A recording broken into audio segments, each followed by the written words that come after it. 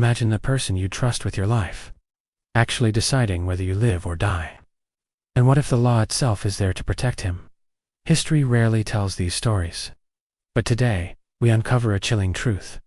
A doctor who was killing his patients legally, not secretly, not in shadows, but through records and legal permission.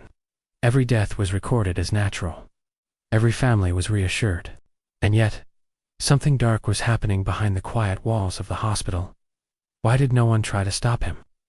Why does history barely whisper his name? This was a story allowed by law and preserved by silence. He began like any other doctor, studious, ambitious, and respected. But there was something in his eyes, a calm precision that would later decide life or death.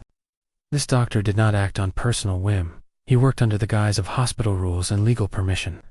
He often chose weak, elderly, or terminal patients whose treatment was difficult or expensive. Patients were given medications or injections that worsened their condition, or their care was deliberately withheld. After death, records claimed it was natural causes.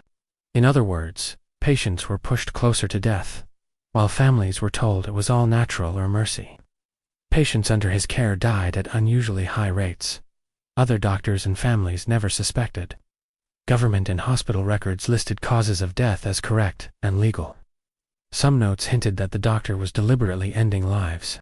Example, a note read, "Patient's condition worsened, now at peace." A clear indication that death was planned and intentional. At the time, the law gave doctors discretion over life and death.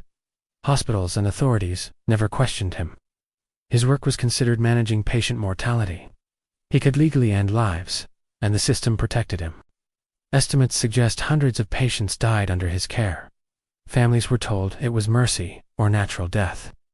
The patients' lives remained only small entries in hospital records. This story is not just about one man. It is about a system, a society, and a culture that allowed death to be administered openly, legally. Every record was silent. No one dared stop him. The law itself became a shield.